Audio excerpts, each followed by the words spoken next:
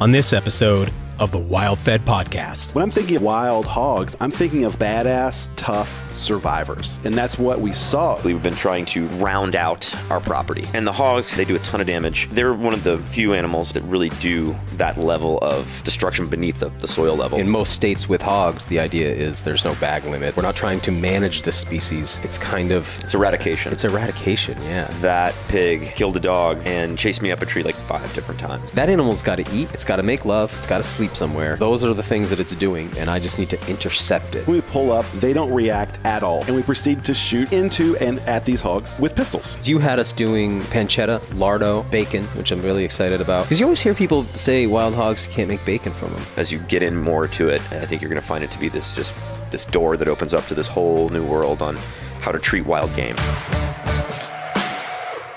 Episode number 66 of the WildFed podcast, the Wild Hog Conundrum with Tony Seichrist, is brought to you by Surthrival. Surthrival believes in the power of natural plant, animal, and mushroom-derived supplements to support and fortify your health. One of my favorite Surthrival products is the Chaga Mushroom Dual Extract. With its ability to modulate the immune system, fight neoplastic growths, and deliver unprecedented amounts of antioxidants into your body, chaga is one of the most powerful medicinal mushrooms in the fungal kingdom. Surthrival's proprietary dual extraction is a comprehensive, health-enhancing, adaptogenic formula. Right now, it's buy one, get the second bottle for half off, and these are selling fast, so this offer is limited to 4 bottles per customer. Find chaga and much more at surthrival.com. This episode is also brought to you by the Farmer's Juice. If you're looking to cleanse and nourish your body with fresh vegetable and fruit juices, you could buy a juicer and a ton of produce to do it yourself, or you could spend a fortune at the juice bar, or instead, you could let the folks at Farmer's Juice press organic produce for you and deliver it direct to your door at a fraction of the cost. Go over to thefarmersjuice.com and take a look at their juices. They've got all the ingredients you're looking for, and their organically grown juices stay fresh for up to 30 days with no artificial ingredients. In addition to their comprehensive line of juices, which contain a pound of fresh produce each, they've also got a variety of wellness shots and plenty of low sugar and keto options too. Again, go to thefarmersjuice.com and use the coupon code WildFed for up to $8 off your order. I'm Daniel Vitalis, and you're listening to the WildFed podcast, a show about reconnecting with nature through hunting, fishing, foraging, and food. WildFed. Food is all around you. I've just returned home from a feral hog hunt near Savannah, Georgia, with my friend Tony Seichrist. You may remember him as the chef from the alligator episode of the WildFed TV show, or from his previous interview here on the WildFed podcast. We were joined by Grant Giuliano. He's the producer of this podcast, as well as the cinematographer and executive producer of the WildFed TV show, as well as Mark Fulkerson, a good friend of ours and the manager for customer service at my company, Surthrival.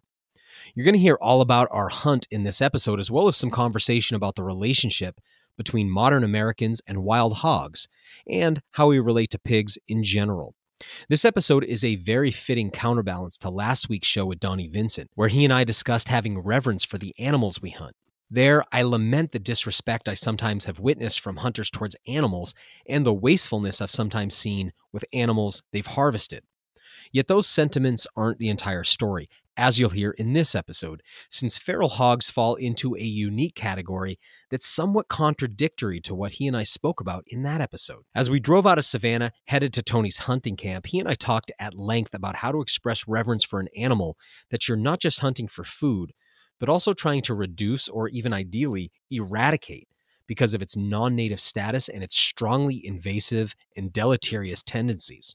Now, before I go any further, I always feel the need to give a disclaimer about invasive, non-native species. Wild hogs are escaped domesticated pigs, or in some cases, they're the truly wild species, the progenitor of the pig, the Eurasian wild boar, who were released here onto the North American landscape for the purposes of hunting. And in yet other cases, there's some genetic mix of the two, but whomever they are, they're all the same species, Sus scrofa. And they aren't here because they found their way over the Atlantic on their own. They were brought here intentionally, and it's we humans who are ultimately responsible for the wild hog invasion we're always talking about here in the United States. So when I say they're deleterious, non-native, or invasive species, I don't say it to strip them of their dignity or non-human personhood or their inherent value as a species, because I truly respect this animal. Instead, I mean it pragmatically. the way contemporary wildlife managers and biologists would say it. I'm simply denoting their current status and their impact on the landscape. Unlike native endemic species like our deer, elk, moose, turkeys, and black bears, wild hogs are not an animal we're trying to manage or even conserve. Rather, hunters and wildlife managers give them no quarter. While eradication from the continent is probably impossible or at least unachievable, the idea is that every one of them is a target for removal from the landscape. This means that many of the chivalrous notions of good sportsmanship do not apply here. We hunt them at all ages, not just mature animals, but even young, suckling piglets, who can, in some cases, begin reproducing in as little as 6 months. We hunt them all year. We hunt them at night using night vision and thermal optics. We shoot them with AR-10 and AR-15 variant semi-automatic rifles. Some people even hunt them from helicopter. Some are live trapped and brought to USDA certified facilities to be worked into the commercial market, which is why you might see wild boar on some restaurant menus, despite the fact that it's otherwise illegal to sell wild game or serve it in restaurants. These are all things that, as a culture, we would never allow and even find abhorrent in white-tailed deer or waterfowl hunting. In fact, many hogs that are killed are not eaten or even recovered, and many, especially more mature boars, while certainly edible, are scarcely appetizing anyway. So while the approach to hunting white-tailed deer, bighorn sheep, mallards, and black ducks, or even fishing for trout is quite polite and genteel, hogs get no such sympathies from us as a culture. Despite that, the hogs I harvested on this trip, and they were my first, there's no feral hogs where I live, were impressive animals. Strong, powerful, formidable creatures who seem to fearlessly rule their domain and whose fecundity allows them to expand their genetic lineage with ease. I respect them, I appreciate them, and I want to honor them, yet still there's a far different attitudinal approach to the hunt of deleterious non-natives than there is to one for a native species who are trying to conserve here in perpetuity. All this to say that feral hogs occupy a gray area in the modern American hunting ethos, and, as I experienced on this trip, in my own ethics as well. All that to say that feral hogs occupy a gray area in the modern American hunting ethos, and as I experienced in this trip, in my own approach as well. And that preamble leads me to today's episode, which was recorded just a few hours before our meat-laden return flight home. So enjoy this conversation, which I hope stimulates some interesting thoughts and conversations for you, because it certainly has for me. Well, I am very excited to be sitting here with you gentlemen. I'm a bit tired this morning, so we're going to make this work. How you guys feeling? Too. Feeling good. Yeah? Very well. All right. Well, let's go around the room and do some introductions. Grant Giuliano here, producer, WildFed podcast. Tony Seichrist, chef, owner of the Wyld. I always say Georgia. Seichrist. You can, whatever. You know, Seichrist is actually how you really Seichrist. say it. Yeah, if you're going with the true German pronunciation. I'd like to fix that then. And we got a noob here. I am new here. Mark Fulkerson. I am a general companion to the world. I guess, I work for Surthrival, Daniel Supplement Company, and I'm just general, always down to hang. You're kind of key grip, though, too, for WildFed? Yeah, key grip, best boy. Best boy. I'm also director of craft services. Yeah. That is the truth. That is the truth. I want to start off by telling a little story to Tony about these two guys, Grant and Mark. Have you ever heard the bear hunting story? No, I'd like to. You would like to? Yeah. So this is in New Hampshire a couple years ago. Mark had come up. This is getting edited out. This is not getting edited out. Absolutely is not. I want to be clear from the outset. No one did anything unethical, as they will explain. But we start off on a bear trail with the dogs. And we hunt the New Hampshire Maine border because you've got the White Mountain National Forest, which is a refuge for a lot of bears, but they'll come down into Maine, cross over for the cornfields and stuff in the fall. And so we'll start in Maine sometimes, but we end up in New Hampshire. And that happened this day. So Grant's bear started in Maine, crosses over into New Hampshire. I came that day to help pack out meat for Mark's bear. But then when it crossed over to New Hampshire, Mark didn't have a license for New Hampshire. So everybody says, Grant, are you okay with that bear? Became your bear. Yeah. So Mark couldn't get a license because in New Hampshire you have to buy the license in person the first time. Okay. Thereafter you can buy it online. Okay. So Grant has already had one, so he's gonna. Oh no, you didn't. No, I had to. Mark was not. He didn't have reciprocity from Kentucky. No. What actually happened? Oh yeah, that was actually. But also, I had bought my main license 10 minutes before this occurred. So even if that was an option, I just purchased a main one. You weren't fit to buy another one. I would fit to buy another one. So we cross over the border and we get the dog. The dogs get the bear in the tree, and we have to get a hunting license. So Grant and Mark decide they're going to take a drive into North Conway, and they're going to get the license. But nothing's open yet where they sell them. It's like 8 o'clock, and they're not going to open until 9 or something. Bear is in the tree. Dogs are at the tree. I have to go get a license before I can shoot it. We're all standing around. The bear is there, right? And looking at his watch. And, there's the mix between people who feel like, I feel a little more sanctity around the bear. Some of the hunters maybe less so. They're sort of so used to this. But it's a bear, you know what I mean? Yeah. But they got to run about 30 minutes to another town, then they got to wait for the place to open. So they come back after, like, we've been at this tree for like an hour waiting, and they come back, they got a bagel bag. They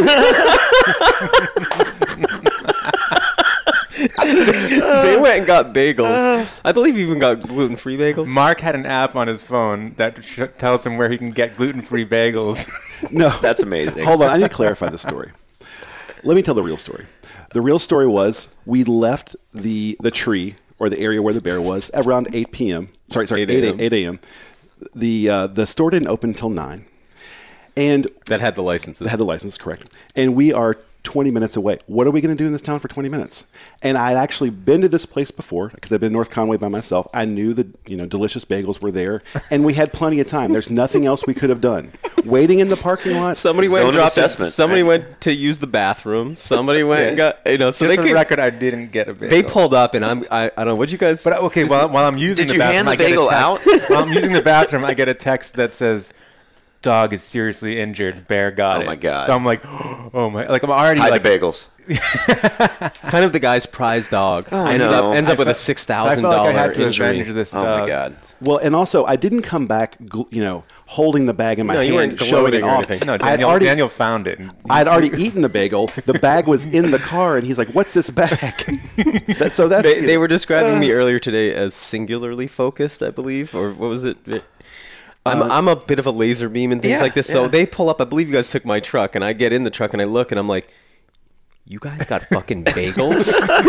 And then on the way, it's like, "Well, what else were we gonna do? And there was nothing to do." And I was just like, "Yeah, but on principle, sure. Like, do you want us to just stand outside the place?" And I'm like, "Yes." I was thinking he was gonna walk up and you guys are looking up in the tree, and he's like hands you a bagel. Hey, what's going on? Want a bagel? I got chive cheese. I call it efficiency. It was great. No. For clarity, Mark, you hail from Louisville, Kentucky. I do, and so you come up to Maine from time to time to hunt with us, and we're down here in Tybee Island. Yep, right outside Savannah, Georgia, and this is where Tony Seichrist is conventional. Yeah. Oh man, I'm deep in the Seichrist. However you want to say it, I'm cool. So Tony, you tell us a little bit about the restaurant and stuff, just so people have a sense of what we come down here to. Yeah. So the Wyld Dock Bar is my restaurant. It's located on Country Club Creek in Savannah, Georgia. So mainland south of Thunderbolt, for those of you who know. You can get there by water. We've got a nice long dock you can pull up, sort of on this point, and it overlooks the marsh. And we're incredibly lucky to have such an amazing sort of outdoor wild facility. Our prep room has like these 3 giant windows that look out over the whole marsh. So while you're up there chopping onions, you're watching seabirds and stuff. And that used to be a dining room, and we needed more space. Most of our seating is outside, so we converted that to kitchen, and now we have the coolest prep room ever. Awesome. And yeah, we do a lot of really simple local seafood. My background is in primarily, I would say, Italian cooking, but contemporary American, I suppose, is also correct. But we work a lot with local farmers, a lot of local fishermen as well, a lot of local shrimpers, a few crabbers here and there. So we're trying to really utilize what we have in our own backyard. Very rarely do we carry like Alaskan crab legs or anything like that. That's when you think of like a crab shack down here, that's sort of what comes to mind. We love the blue crabs. It's sort of a tough market. We're trying to figure out a new way to invent how to get our local crabs into picked form without being pasteurized. And have it actually work for everybody. So we're trying to work on that. The main hang up there is that people don't want to do the work. It's a lot of work, and it's very difficult, and it's tedious. So unless you're really good at it. It's not too tedious when there's 12 of them in front of you with a mallet and you've got some When you're doing it to eat yourself, it's a different story. It's an activity. When you're doing it for commercial restaurant production, it's extremely time and labor intensive. So right now a lot of that stuff comes out of like Venezuela and places that aren't our backyard. So we would really kind of like to work on that a little more. I think we've done that very well with shrimp so far. We've got not our own boats, but we'd like to think of them as our own shrimpers. And they go out and we go and meet them and get all that stuff from them. Thank you, Dubberleys. They do a fabulous job. So if you're in Savannah, look them up. But yeah, that's kind of always been our thing. So we're really close to our products as much as possible. Obviously, it's never 100%, but we concentrate a lot on our proteins, on our fish, on our shrimp, clams, all that kind of stuff. And this area of the Low Country has really come a long way recently. There's a lot of people that are 35 to 45 that have gotten into working off the land, and that went away for a long time. So we're sort of in the right place at the right time to take advantage of their hard work. And yeah, I love that restaurant, man. And it's featured in the episode that just released on Outdoor Channel of WildFed that is with the alligator. And we met you with we met you that weekend, and it just really came together beautifully, and that became the template for the future shows, which is really neat too. And that's awesome. But I remember last year we came down and went out with you, and I remember right off the restaurant dock, dolphin in the water there. You're pulling crab pots. It's just such a cool place. And it really is. You could never do that again now. I think we're sort of grandfathered in, and I don't see the DNR being thrilled with anybody putting a new restaurant bill down the water like that. And you're like right out over the water, huh? Yeah, like our side deck, which we call our side deck, half of it is actually over the water. So we have a yellow line there that denotes where we can sort of serve food because they don't want stuff falling through. Yeah. Well, we came down last year, and it was all three of us, right? Yep. And came down to film an episode for the coming episode of the show. And you got us out on a hog hunt. It was my first hog hunt, all three of us. And we came down. I mean, you know what I feel like? I feel like this time I went. Avani and I had just done a free diving class, and we went down to stay in the Bahamas. And this guy takes us out on his boat, and he's free diving in a pair of board shorts down 60 feet, grabbing crabs coming up. Wow. We've got like head to toe brand new Rife International like suits, long ass fins. We got guns. We got the whole thing, and he's looking at us like, you tools, like come on, you got in one class and look at you. So we came down. We had all the night vision and thermal and the ARs, and we were like ready for hog hunting. Yeah. But we really only saw one hog that I took a shot at with a 300 blackout. Yep. Which for people listening was a bullet designed. Mark, jump in if I mess this up, but I believe a bullet designed to be shot out of the same magazine and lower receiver as the AR-15, but with a bigger bullet because that shoots a 22 caliber bullet basically, and they wanted a 30 caliber bullet. So, and I think for subsonic too, right? Like that was ideally for a quieter gun that would run well with silencers. So. It's just a really anemic, underpowered round, and I shot it at a hog. It was a long shot, too long, and anyway.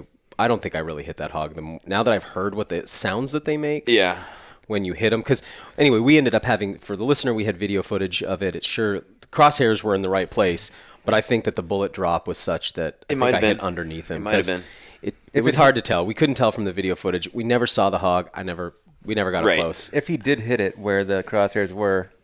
Personally, like my memory, I thought it hit him right in the forehead, like right above his brow ridge, sort of. So I think that's probably the hardest spot of the skull, and a bullet like that might just bounce right off. It might have made a noise. He just didn't make any sound. He didn't anything. So. The point is, we never got around a hog, and so you've been texting, kind of a fury of texts recently, like really egging me to come down. And then I'd give you a lot of like maybes, and you'd kind of write back like as if we were coming a lot. I just have to like send back like photos of hogs hanging and stuff. And like, look at that fat, look at that. Yeah, so you want to describe a little bit just briefly about the property and how it works down here with the lease and everything? So big thanks to Andy Hornick and the Hornicks in general for letting us use the hunting camp. Thanks Andy, and thanks for that big red snapper. Yeah, actually, let me back up a little bit. We spent like most of our time fishing last time, and we probably shouldn't have been, which was super fun. But, for those who are going out to kill a hog, like take 3 days, not one. Right. So Basically, we've got this amazing property out there. I'm going to say we, but we. And it's about 400 acres of timber property that butts up to Fort Stewart, and there's some creeks and stuff that go through it, one being a little larger than the rest. And it's this really cool environment that is, I don't know, you guys can kind of chip in here, but part swamp, part timber, part flooded pasture, part, I don't know, just typical Georgia. I always see this camo pattern called bottom land. There you go. And I'm always what is bottom land? Because we don't live in a place that uses that. We don't say that, but I'm like, this has got to be bottom land. That's it. Mm-hmm. And it really does hold a lot of variety of wildlife. Yeah, and a lot of water. A lot of water. And now this year specifically, we've been trying to replant, get the food plots back to where they need to be, and really kind of plant new stuff in new areas and try to round out our property. For the intention of bringing deer, concentrating the deer. That's correct. And the hogs kind of get in the way. They do a ton of damage. There's a massive amount of property that abuts it that is never really hunted fully. I mean, yes, they allow some hunters, but for the most part, it's like a county that's just a military base, and it's all bottomland. A few fields and stuff, but for the most part, it's their fortress. So we always have pigs, no matter how many that you take off, they're always going to be repopulating, and we can't keep up.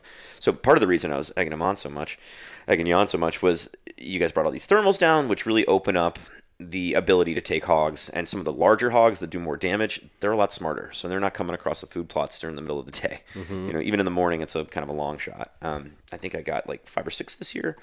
You know, and most of those were in the day, but you can't really count on them. Usually it's just like, oh, hey, there goes a few. But every night we'd come back, or every weekend we'd come back and check, and the food plots would just be absolutely destroyed. So, you know, we have to do a bit of protection duty, certainly within the first, like month or two of when you plant. You know, those are pretty delicate stage at that point. So, they just rip up that ground.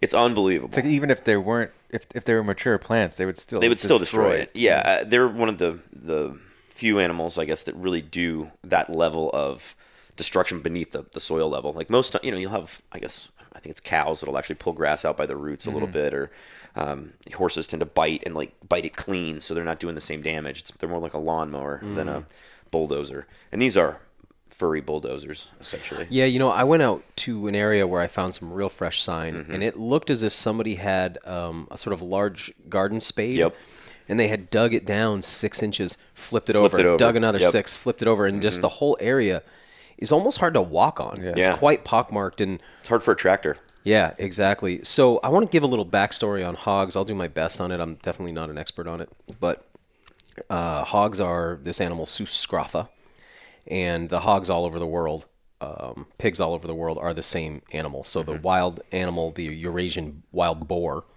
and all of the domestic pigs, they're all the same species. And I'm sure you guys know, like, the accounts of people traveling around the world, particularly Europeans, bringing this animal everywhere. The Polynesians bringing this animal everywhere. So it's been introduced everywhere. And one of the things I really want to get talking about later on today is our love-hate relationship with hogs, because it's really an interesting thing. You look at almost everybody who doesn't have a religious preclusion, is that the right word, preclusion? Religious prescription against eating pigs. Almost everybody seems to love eating pigs. Bacon, sausage. I mean, people love this animal. It's incredibly versatile. So versatile and delicious, too, So the animal's been spread everywhere, but we have this negative connotation with them, too. So we'll get into that in a bit, but the thing is, this animal's been brought everywhere. In a lot of places, it would be just released, and the idea was later on you'd find them and hunt them. Yep. And then you'd have meat. So you go to we're going to pass by this island on our trip back, in a ship voyage. Let's drop some pigs there when we come back. And I believe that with their fecundity, they can breed any time of year, right? They're not. I think so. I don't think they're like a deer, where it's like they all breed during the ruts. Like they're constantly breeding and having these huge litters, and they breed at a fairly early age. They become very fast, mature right? Very quickly. Very quickly. So their fecundity is such that the idea that we'll eradicate them ever just seems impossible to me. I was saying to you, they can't get them out of Hawaii. How are we going to get them out of here? Yeah, it's hard. So it's mostly becomes a control thing, and because it's non-native and a fairly invasive, even though we brought it here, it's a fairly invasive species. Yeah. And it does so much damage to particularly farm plots and things like that. There's just this desire to get them off the landscape. So I guess that brings us to your property, which has kind of been under siege, constantly by hogs, at least for the purposes of what you guys are wanting to do with it. Certainly. Yeah. And then in most states with hogs, the idea is there's no bag limit. We're not trying to manage this species. Yep. It's kind of... It's eradication. It's eradication, yeah. Yeah. Yeah, so that's what's really interesting to me, because when I arrived here, Grant and Mark drove in one vehicle, in one FJ, and we drove in yours. And on the drive up, you were saying, hey, I just listened to your podcast with Donnie Vincent. Great show. I mostly agree with that, but this hog thing is not the same. And so I'll give the context. Donnie and I talking about sort of Donnie doesn't use language like sacredness of it, but how would he say it? He just has like an emotional and moral ethic about... Reverence, I would say. I'd say reverence, great. Yeah. Huge reverence for the hunt and for the animals. Mm-hmm. And so we were talking a lot about, in the sort of legacy world of hunting, how a lot of it can be hard to relate to people who just don't seem to care that much about ecosystems, animals, the environment. It's just more of the killing part of it. Mm-hmm. And so he and I spending all this time talking about how off-putting... I didn't mean to come across pretentious or like holier than thou about it, but I see how it's not the whole story either. Yeah, I mean, because I actually agree with you on almost all of those things that you guys were talking about. You know, it's like you do feel that, except when you hunt hogs. And so that was kind of, for me, it was like, I feel all this stuff when I'm hunting birds or, deer or what have you. But there's something about a hog that makes it a little different. Maybe I felt a little guilty, for not having that same sort of reverence. It's more relief to get them off the property. So, I don't know. It hit me as that felt different to me. I was somehow, some way, and I couldn't really quite put my finger on it. It was one of those things where it's like, scratching your head and going, what? Probably has to do with how destructive they are, how invasive they are. Like, I'm thinking about hunting pythons down in Florida, something that we might do. I don't think I would have much reverence for the python itself, but it's like, you got to get those out of there. They're doing so much damage. There's an immediacy to it where you feel compelled to be, I don't know, more efficient. Mm-hmm. Yeah, and I know when I take iguanas in Florida, because the desire is for eradication, I would never say I'm not reverent for iguanas or feel reverence for iguanas. I do, but I have this distinction about, and I used the language the other night. You kind of got laughing about it. I was saying the Hog Nation. I picked that up from Dr. Randall Eaton, Hog Nation, which he's picked up from endemic indigenous North Americans, where it's like this language of each. I remember he said to me, the Beat Nation, talking about in his garden. The Beat Nation. I was like, oh, that's interesting.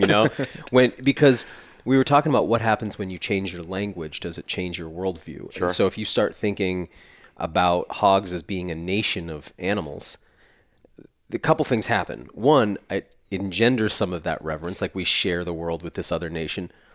But it also changes for me that what I care about is the nation, not the individual. Right. And so I don't feel bad for the individual iguana, but I do revere iguanas. Sure. But that doesn't stop me from wanting to take the individual. But with hogs, there's something different, because there's all of this. I was saying to you guys yesterday that I think that we project some of our worst traits onto the pig. Mm-hmm. The worst stuff about us, our greed, our slovenliness, what else? Like the way we tend to get overweight if we're living too easy, the idea of being disgusting and dirty, the whole connotation of like police being pigs, like all this like negativity. Sure. Animal Farm, the book, you know, because when you look at bears, you got all this like the teddy bear, Teddy Ruxpin, you got like hey boo boo, you got all this like bear stuff that's like a completely different feeling tone. Yeah. With hogs, Charlotte's Web and Babe tried, right? That's what's interesting, and there is something cute about a little baby pig. A piglet is cute. Yeah, it's true. A pig is. But I remember Arthur Haynes, his ex had a piglet that I think she found on the highway somehow.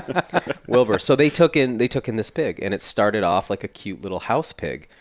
By the time it died, I want to say this pig was upwards of 800 pounds or something. God. Is that possible? Yeah, it absolutely is. I mean, the pig they built a whole facility for it and a concrete pad, and it lived out its life in a building that now a family lives in. That's how big this hog was. Whoa. I mean, I think it got a little out of control, I would imagine. Did they kill it? I don't remember how it met its end. But I often suggested to Arthur in the last days he might want to test out his addle skills, because I felt like that was an easy target. But anyway, the point is like, They can be cute in the beginning, but because those piglets are cute. They are cute. They are cute. They got, you call it the fawn colors. You know? Yeah. That's sort of I think the dividing line when they still have those cute little fawn colors and stuff. They're adorable, and there might be some that are born black. I'm not entirely sure, but because all the mature animals we saw were black, wiry, coarse hair. Yeah, they have that like traditional gray boar look. skin. Yeah. Now every once in a while we see different color ones, and they must have some other genetics going on there. But color phase. I think, correct me if I'm wrong, I think a pig is the only animal that will revert from its domestic form to its more natural, wild self physically within its own lifespan. Okay. So like you release a domestic pig and that thing's gonna go within its life back the other way. Start growing that black hair. Yeah, and I don't even know if it's the color of the hair, but like the bone structure and stuff. Everything. They just get gnarly. Does a farmyard pig grow tusks? I mean, it's not like they're they've got some cutters, but I don't think they're quite as long. Like way a wild hog is. Like those American guinea hogs will have tusks. We'll have some. Yeah. Well, I don't know if like a Berkshire will, or like the big Tamworth or something. I don't know if they will or not. The other thing is, I don't know if they ever get old enough to develop those. Oh yeah, that makes sense. Yeah, and another thing to add a little complexity to this is, so you have all these hogs that were released, and I've read a lot about like some conflicts that would happen when indigenous people would start to hunt those hogs because they were considered property of the Europeans, even though the Europeans had set them out. So there would sometimes be conflicts that I've read about. But this new animal is introduced to the landscape, and it's damaging because they're omnivores. It's eating the eggs of ground nesting birds. It's rooting up your garden. It's doing both things to the wild ecology and to the domesticated landscape. Then also European boars were brought over here. The truly wild animal, the European wild boar, was brought to New Hampshire for that. That's what you're just reminding me of when you said the property. Because those wild pigs in New Hampshire are the property of that estate, right? Correct. Even if they're out of the... Correct. In New Hampshire, there's a very secretive, elitist hunting encampment from the robber baron and bankster days. Oh, whoa. That it's like a... I won't say too much because I don't really know, but if you look it up, it's like kind of one of these like... where are the Rockefellers going to go hunt kind of things. It's like a high fence operation in New Hampshire. There's elk there. I mean, all kinds of stuff. Yeah, roaming inside this high fence. And hogs get out from time to time, but I believe they brought wild Eurasian boars. And then they were brought to a few other places. I believe the Carolinas, some other spots. So I think even some in Florida, if I'm not mistaken. Okay, so then you've got the domestic hogs that were brought and left out, and they've been feral for many generations. Then you have escaped hogs. Then you have wild hogs, and they all interbreed. So it's hard to know what it is we're hunting, but it's somewhere between a feral, escaped domesticate and a wild animal. And like you said, they revert really quickly. They do. And as a matter of fact, there's a story that goes along with that theme right there on Ossabaw Island, right? I don't know if you guys have heard of the Ossabaw hog. Yeah. So the Spanish were bringing hogs over, and at the time they had Spanish Blackfoot hogs, which obviously are like the highest end of the highest end, right? That is, like the Belota hams that are incredibly expensive, coming from those hogs. Okay. Those hogs are raised in, I guess you would call it like semi-forested fields. So there's, they've kept all the acorn-bearing oaks, and they've kind of gotten rid of everything else, and you've got this like, I think you've got 5 different types of oaks that all drop acorns at a different time of the year. So you get this incredibly long acorn feed. Silvopasture. Exactly. So these guys crash these pigs on this island, and they sort of go to their wild version, their feral version of a Blackfoot hog. Now, even medically, because the way they put on fat is very similar to humans, they're used a lot in medical research. And if you get a pig heart, it might actually be the Ossabaw pigs, or just this Blackfoot in general? The Ossabaw pigs, because they are now dealing with this like feast or famine environment on the island, where like some parts of the year they aren't eating anything, and in other parts they're like killing it. They're putting on huge fat deposits, so you get this really interesting, like fatty larding wild boar. Like a larding animal, right, is very different than a bacon hog. A bacon hog is going to have a much more lean, long belly section, which is, they're breeding it for the bacon specifically. This is sort of the opposite end of the spectrum. Hams are still incredible. The loin meat is good. It's a very like sort of, I don't know if it's as dark as like a Berkshire or something like that, but it's really beautiful, and very high fat content, and pretty darn good marbling as well. So those pigs became very, very famous. Now I think if you get them in New York and you're trying to get a whole hog, you're going to pay $1,000 for them probably. Down here, they've worked into some of the locals' mixes. So they'll go and they'll and in the past, I think they were allowed to remove specimens for breeding purposes. They get them tested, and then they move them into people's flocks so they can sort of protect the breed. And now those guys have made hybrids. And, Brandon at Grassroots, what's up, buddy? He's done a great job of working some Ossibot into some conventional stuff and, little Duroc, a little of that genetically, and kind of balancing that out and giving us a nice product that is a little more user-friendly, but still has a lot of those benefits from the Ossibot hogs. So anyway, that was a Spanish galleon that crashed, and because of that it actually crashed. It crashed on the island, and the pigs took off. Yeah, that's what launched that whole thing. So kind of neat. And that's 2 islands down from where we are right now. Right. I can't think of any other animals. Guys, jump in if you can think of anything. But, you read about the implantation of hog organs into humans successfully. Is there any other animal that you've ever heard of that with? I think they do that with cow as well, really? If I'm not mistaken. Yeah, like valves for heart valves. Oh, okay, interesting. But, I mean, they can do, like, whole organs of hogs, can't they? I think so, yeah. There's just something about, there's some relationship between humans and pigs. I don't know if it's just at an appearance level, but we relate to them. Yeah. But like I said, we relate to our worst parts. We're like, that's what we never want to be. I was thinking too about who did Spirited Away and Princess of Mononoke. God,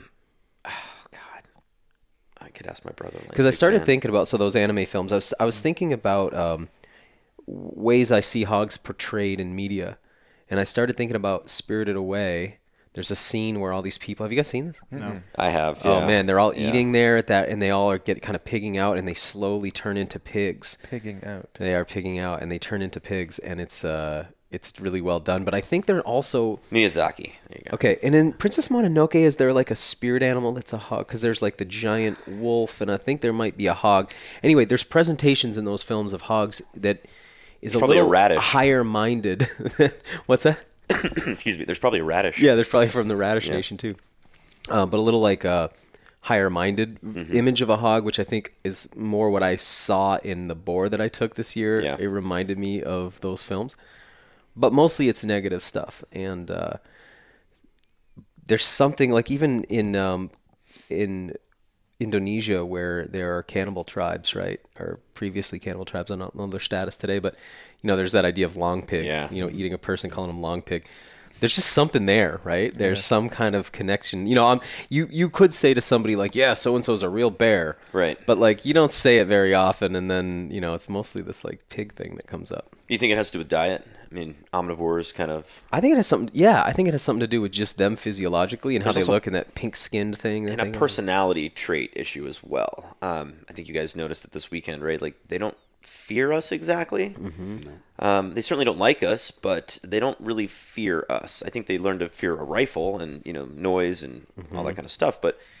They're not really that worried about us. They don't seem that afraid in general in their environment. There's something strange about animals that come in making so much noise in a fairly small group. And they're also really smart. So you have to put that in sort of context. Like they'll act dumb, but I think it's more like a lack of fear, or they just feel, I don't know, like they could take us or something. I don't know. There's something there that I haven't quite been able to put my finger on. Well, you did say something the other day that we were talking about predator hunting and how with predator hunting there's this sense of the animal has defenses which you don't have with, say, a duck. Right. A duck is pretty defenseless aside from its ability to fly away, or a deer which just has this gentleness where even though they have those antlers, the doe eyes. Yeah exactly. But hogs, while they're not really predators, although they are omnivores,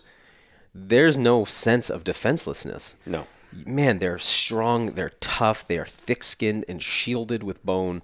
Cartilage armor. Yeah, which is pretty substantial. Yep. And then those tusks.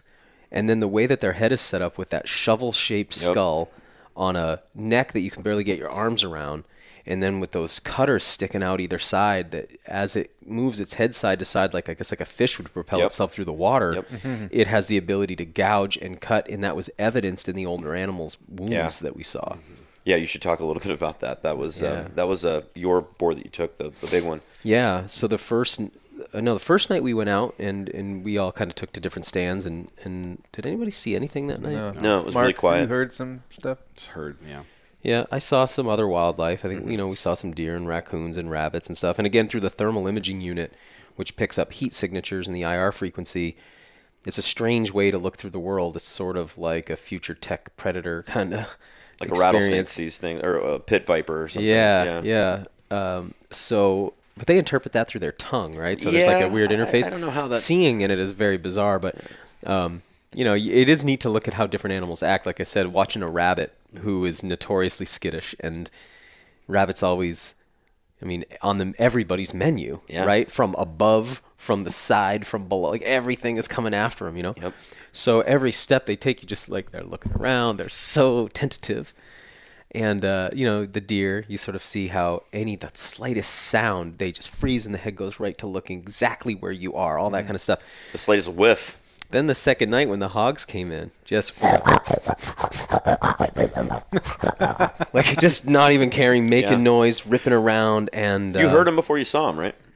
No, I actually didn't hear them before I saw them, but I was in that tripod stand looking through the thermal, just swiveling 360 like a cannon turret, looking in every direction. And I had been watching a raccoon, and I'd been watching a rabbit, and watching deer, and then all of a sudden, there they unmistakably, just these gigantic hogs. And I think I was looking at about just a little less than 10 of them. It's hard for me to say. Oh, really? That many? That's a big group. Yeah, because I think what I was seeing was the two monsters and maybe one other pretty big one, and then a bunch the size of the ones the next night that were maybe more like 40-pounders. But the two big ones, I just started to take those two right away. Yeah. I didn't wait a long time. I started shooting.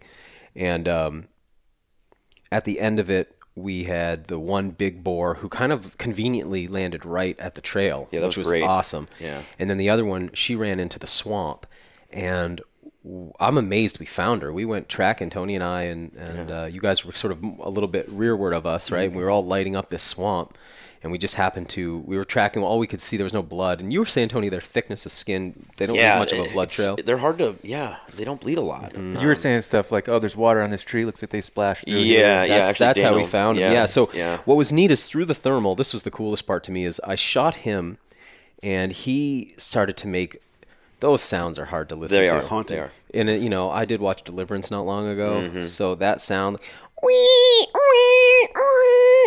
he's making that real loud. And like I told you guys, I'm looking at him in this perfect black silhouette because I'm seeing everything in black hot. You can switch to thermal, white hot, black hot.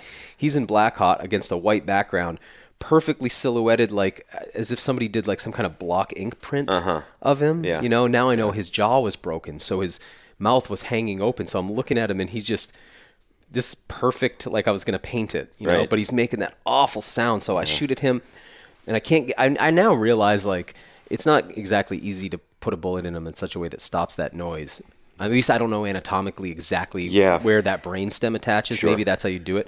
Because that one from last night, we shot several times in the head. It continued to make that sound. So I would shoot at him, then go to her, and then I'd come back and try to knock him out again. But anyway, when she ran off, she ran into water, and I'm seeing everything in black hot. So she's black, and I'm watching her rip through trees, and then all of a sudden she's just bathed in liquid white from the water, right? It's just completely, and then she goes invisible into the water, basically, Cools off. So when Tony and I kind of punching out ahead, and just to give some clarity, when you're in thick or wet stuff looking for these hogs, it's a bit nerve-wracking because... It's a lot better when there's like 3 or 4 people with you. It can be really very alarming when it's just you. Now, I haven't seen it, but I know the same feeling from tracking a bear, too. Like a wounded bear, you're like, oh, I'll just run in these thick woods and look for this wounded bear. Yeah. With the hogs, they will charge out at you. Oh, absolutely.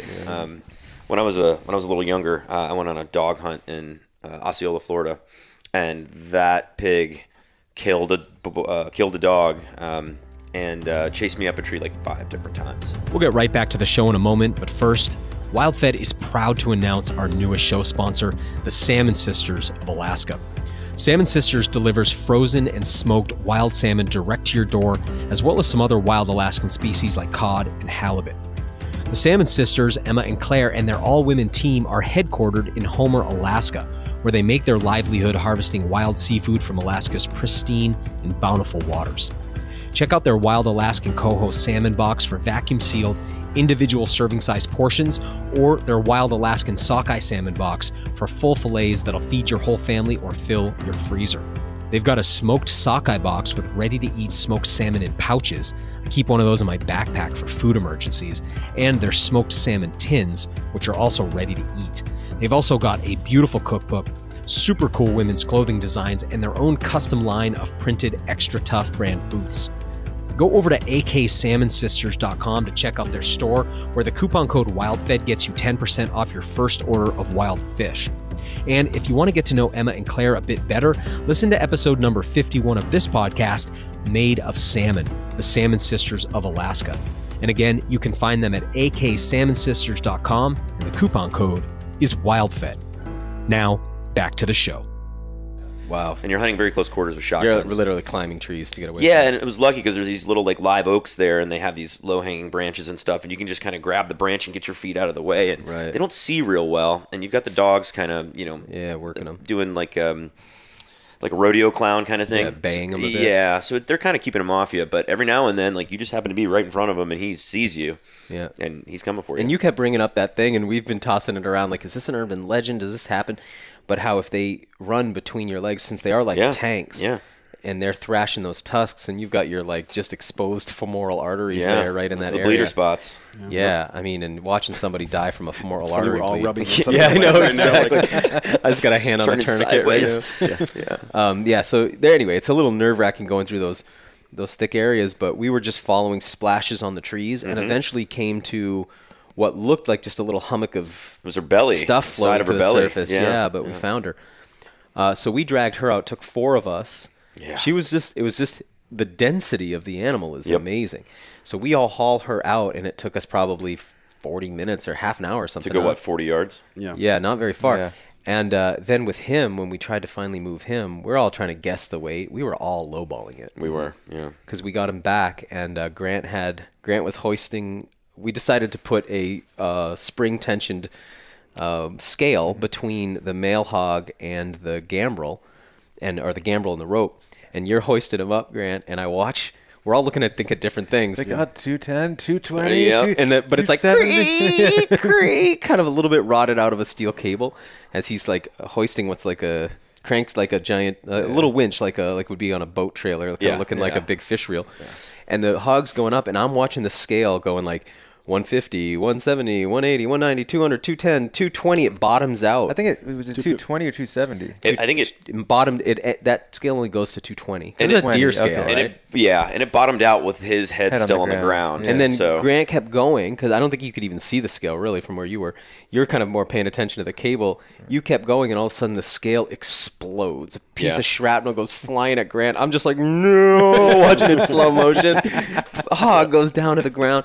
So because we'd all guessed, like, I think I said to you, I think he's about 200 pounds, and you looked at him, you're like, oh, he's about 180. And then we started to like move him, and now I guess he was 300. I think he's 300. Maybe more, but 300 for sure. And anyway, he was. So back to our thing of reverence, right? And in the Donnie Vincent podcast, I was particularly lamenting the fact that bears get killed and not eaten, bears get killed and not taken for their meat. Why would people do that? I kind of had this like, I guess now I'm in retrospect, again, a little pretentious maybe, because I was looking at this hog and everything in me was like, do not eat this hog. I do not want to eat this hog. Yeah. Not like I'm worried. I'm sure that the meat is edible, but he is completely covered head to toe in these mites that look like fast-moving ticks, right? Yeah. Covered in these mites. I don't know what they are yet. Then also, I don't ever want to know. Don't tell me. they were, like most parasitic organisms, pretty awful to look at. And then he had black-legged ticks embedded in him. He had Open wounds. Well, I'll get to that one. I'm going to save that one for last. He had one totally rotted out tusk that was broken off, and that had led to like a gum infection. The other tusk was not really intact either, kind of broken. That's the one I took.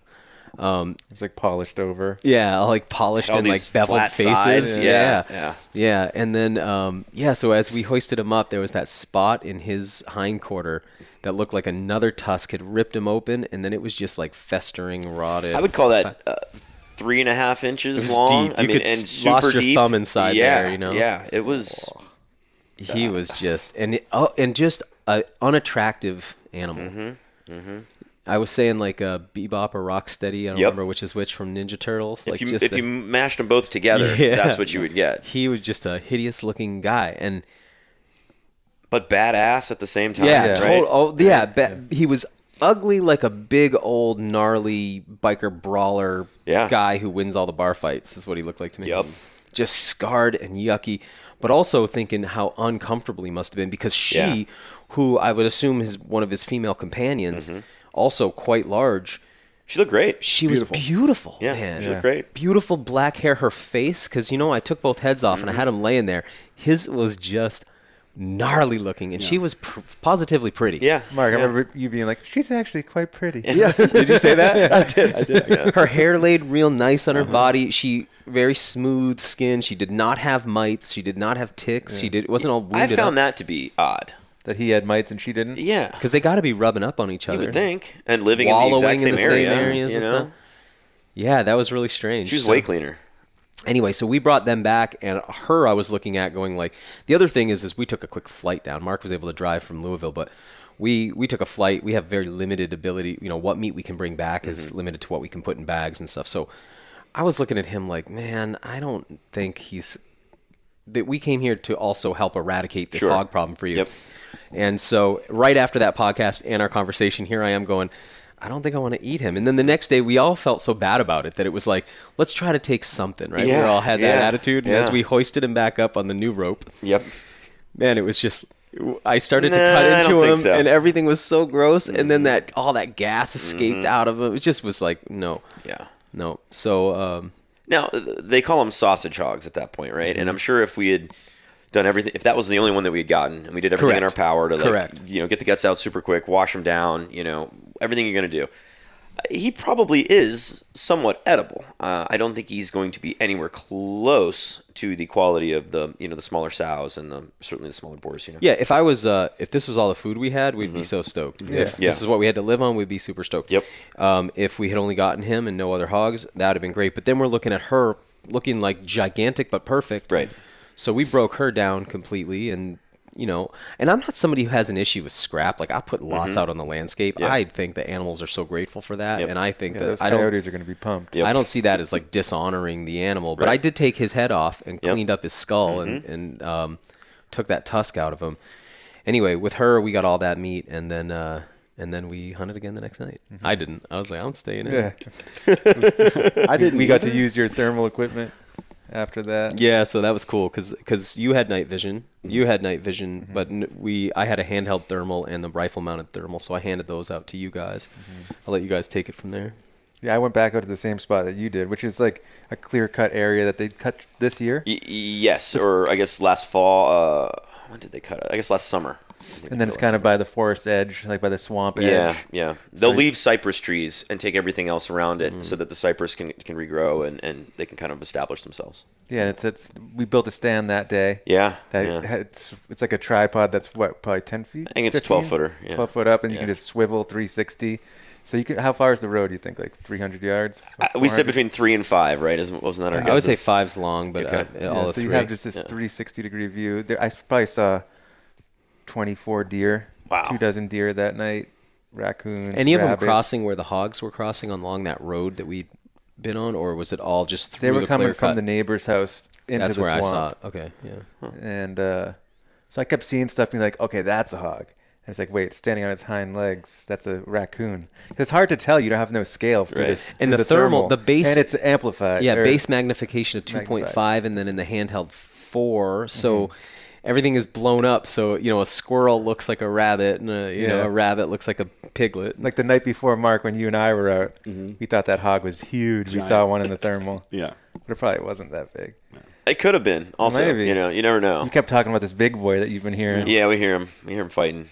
Yeah. So yeah, then eventually, so I kept, every time I saw something, my heart just like pumps. And then when these 3 hogs finally came in, it's like, okay, those are pigs. Definitely hogs. And I'm relaxed at this point now because I'm like used to that adrenaline 6 rush. Six rounds of like buck fever already. Yeah. And so there's 3 hogs walking in a line like doo doo doo doo doo. And like short, fat sausages. Yeah. Glowing in your thermal. And I knew that was a swamp, and we just had to take that big one out. So I was like, I don't want to shoot it in the swamp, so I tried to wait for it to get into the clear cut area. Oh, because we had just hauled that other hog. Right, Like, I didn't want to have to do that. Because Mark, when I went out, Mark was like, hey, Grant, don't let it run into the swamp this time. So I took one shot. It dropped right away. Where'd you shoot him? In the ear. There you go. Went right through the ear and then exited out the neck. Yep. Last night, Grant's like, I'm a pretty good shooter. He's like, just got to say, hit him right through the ear. I said, where'd those other 3 bullets go that you shot? I heard 4 shots. That's not supposed to be part of the story. Your first shot is always 3 is always shots, good. first of all. 1 for each hog. But, yeah, the first shot was dead on. And then I was like, I got to get there too. And like I didn't have the... Well, and what did they do once you took the first one? They didn't all immediately haul ass, They kind of just right? turned around and it was like they turned around and started walking the other way once the first one fell. Walking the other way. Yeah, right? and then I was like, okay, I should actually try to take these too because Tony and Andy want all these hogs, as many gone as possible. But then once I started shooting, they just started running.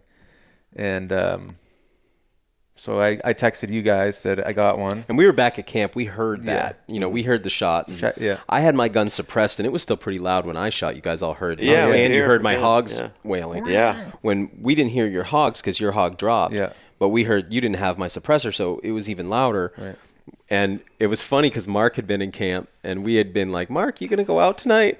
He had his little scarf wrapped around his neck. Real comfy. Kept tucking himself into the scarf. So I guess maybe I'll jump in for just a second. So I'm obviously excited to always come hunt, come do things, but I'm also a very social creature.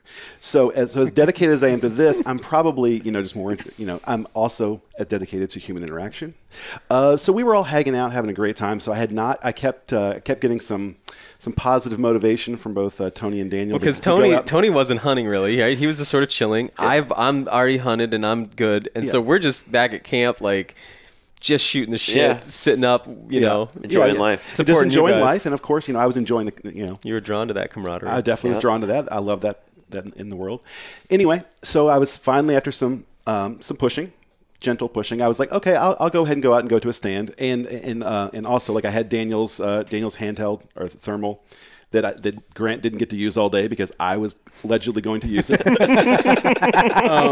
So finally, I get dressed, headed out, and as soon as dressed means like you've got a pistol sidearm, you've got a helmet with night vision, so you're geared up. I'm fully geared up, backpack. You look like Call of Duty, sort of.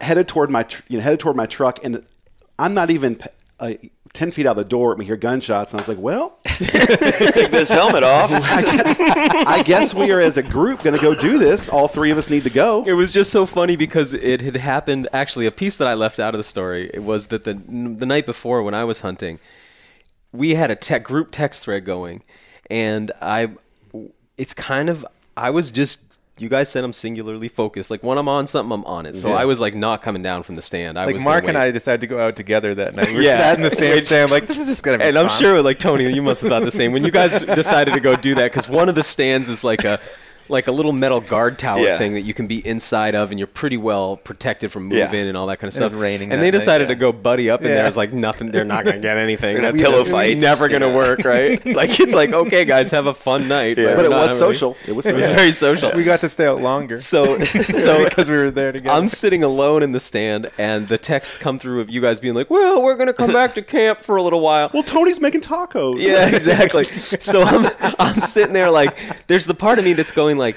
ooh, you could go back and get warm and just cut and have some tacos and hang with the guys. And if you don't go, they're probably going to have all kinds of laughs and you're not going to be there. And all that stuff's going through my head. And then I'm like, what if I leave and that's when the hogs come through? I'll never even know. So I'm like, I'm staying. And it's like, you guys are on the walk back. It's not even 5 minutes go by.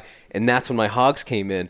And I had this, I got to say, this dirty satisfaction. As I'm shooting, I'm like, they hear it. And they're on their walk back, and they're like, damn it. you know? I laughed. Man. So what was like the universe telling everybody a lesson. Like, good job, Daniel. You stuck it out. You guys, not so you know much. you've done. So the next night, tacos were delicious. Yeah, though. they probably were. So the next night, I'm all, Mark, you gonna go? You gonna go? And you kept saying, yeah, I'm gonna go. And you kept pushing it a little later. Finally, you're all geared up, and then pop. Sorry, Grant. Pop. Just pop. Pop. Right. So at that point, we decided it's good for all of us to go. I don't need to go to a stand at that point. So Daniel and I hop in my truck. Tony gets in his. Tony goes, I'm going to the store. I'll be right back.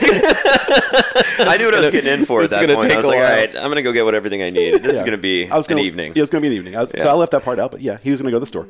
So the three of so Daniel and I hop in the truck, and we're going to go to the spot where Grant's hunting. We drive down the little sort of road back to the property, turn off to the little side access place where Grant was, and as soon as we turn on that little cutoff, Daniel's like, "Stop!" I'm like, "What?" There's hogs. He's like, now you got the FJ with those bright LED. You got a big light bar at the top, so we're lighting it up like full daytime light in front of the vehicle. Yeah, stadium light. And in my world, I've gotten down from the stand. I'm walking to go see the pig that I shot. I start to see your guys' headlights come around the corner. I'm like, okay, good, they're almost here. And you're like, this is my moment to have like some private time. I'm gonna go honor the life of this hog, right? Like I'm gonna go like say thanks. I was like, I'm excited to go see it before they get here. Yeah, give me a moment. Yeah, so that changes. So as soon as we turn the corner, Daniel's like, "Stop! There's pigs right there." I'm like, "Where?" I'm like, I look off, just barely off the side of the little trail, and he's like, "Well, we should."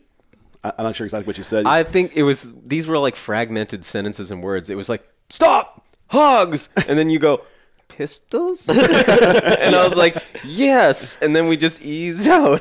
Yeah, so like when we pull up, lights on them, they don't react at all. Zero reaction to us pulling up with a vehicle. I say 15 or 20 feet. Daniel says a little closer, whatever. They were close. And these are the two hogs that I didn't get. Yeah, those are two hogs that Grant didn't Maybe. get. I think so. You think they so? ran right in that direction. And they were like same size, right? Like they looked like a group of same-aged hogs. Okay.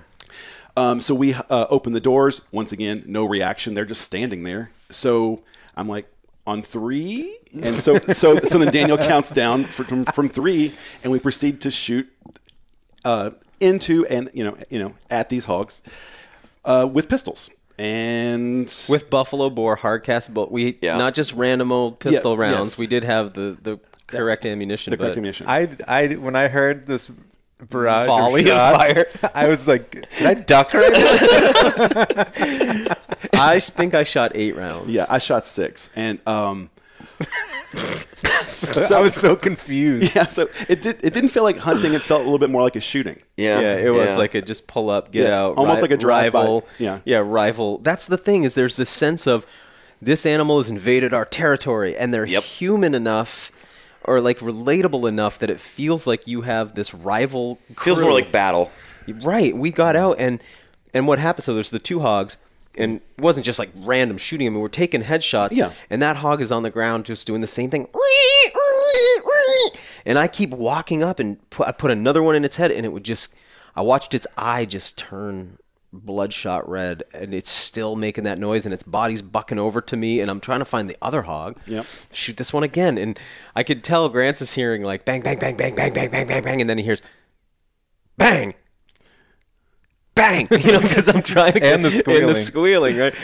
Yeah, so that was pretty intense. So we left that one, went down to Grant, got his hog, came back, got this one, lost the other one. How big do you think these ones were? I don't know, like 40 to 60, 70. I kind of forget now after looking at those big ones so much. But 70 pounds, maybe 60, 75 70, pounds. Yeah. Perfect, though. I felt like a really good size. They were good size. Yeah. And for everybody listening, like the perfect zone is like a sow right around 60 to 80 pounds. That's like ideal. When you start getting the boars that are up over 100 pounds, they start tasting like a gym sock a little bit. They're not quite as good, and they're just really, so people know it's not pork, but it is, right? Like it you have to think of it as pork, but when pork's you the domesticated product, right? Really. It's a lot more tender. It's those animals aren't working nearly as hard, so their muscles just aren't quite as jacked or whatever. They're not fighting for their lives all the time. And they're not living in swamps and and they're not getting. And pork is not getting old, right? How old's pig when you harvest it? Oh, man, I guess it depends on the not more the than breed, 2, but right? very young. I would say like 6 months. Yeah, really, that young? Yeah. Wow. No, the Ossabaws and stuff, those kinds of the more heritage, I think they take a little longer, but not terribly. Really, 6 months old.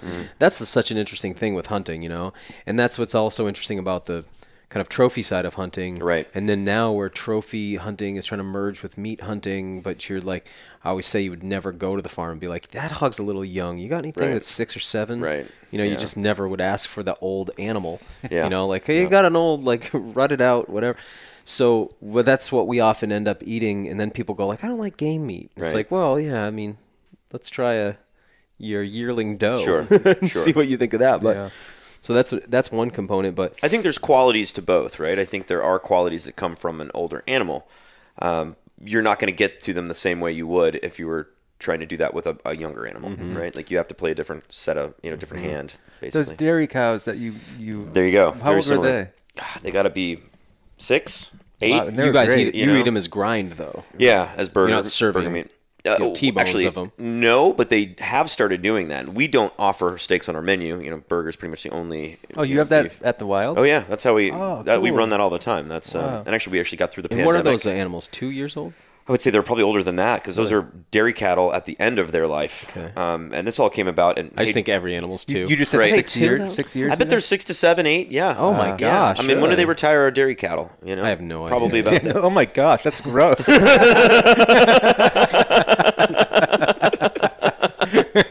Gosh. But we've had a lot of other different cuts, and this is for John Jackson at Comfort Farms. He's the one who provides this for us. But basically, a lot of the Georgia dairies were sort of having a hard time. I think Walmart dropped a lot of them, and they created their own facility, and these guys had to figure out a way to, stay afloat. And so they started butchering their older animals as dairy, as beef cattle. And it's a very beefy flavor, right? Like we're using primarily grind, but I've experimented with a lot of the other cuts, and for the most part, they're very palatable. Are you advertising it like that on the menu?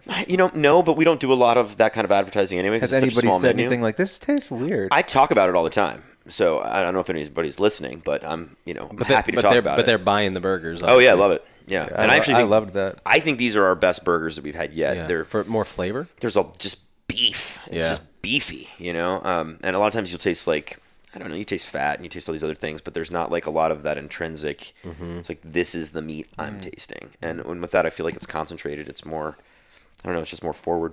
What else are people doing with dairy cows? Just putting them down?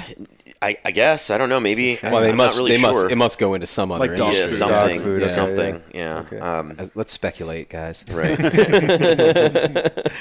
But I think that, within some of these larger animals, there probably are new ways to use them that, people haven't really considered. But yeah, the giant hogs, those are always considered sausage hogs. Yeah, I'm excited to play with the meat.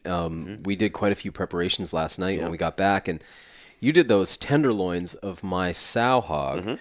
And, going back on that, it was like taking those 2 big hogs, I feel like has an impact on the property in a significant way. Probably more so than taking 3 of the small ones. Yeah, but immediately at least. But you get, and then now you're dealing with some of those. But her meat all looked really good. But then you cooked the tenderloins last night, and they were, by the way, delicious tacos. But I wouldn't call it tender meat. No, for a tenderloin, that not which is typically your like most sort of succulent cut. Yep. And it if was you're pretty brave, steaky, and I'm not saying you should do this, but if you're, feeling brave or whatever, cook it to a medium and see the difference. And you don't even have to just push on it. I was doing that last night as I was cooking, and I cooked a whole medallion just to test it. And if I was serving that like regular pork, I feel like that would have been a very different outcome. It would have been like, wow, this is really tender. This is like pretty good. Oh, okay. So, having to cook it because of the, trichinosis. Potential and for everything, trichinosis, you want to be safe, but especially that cut, right? If you're an 80-pound animal, you've only had limited opportunity to develop trichinosis. If you are a larger animal who's been around many more years, or whatever, you're going to have a lot more encounters with carrion that could be infected with it. And as we were talking about, because trichinosis is a worm with a nematode stage or a encysted stage, I believe that it's really about the concentration of those cysts in the meat, and the more exposures and the more of that you've eaten, the more of that you'd have, and therefore, even if that 80-pound animal had an exposure to it, probably not as bad as the older animal as far as what you'd end up with for a count of these in your own body.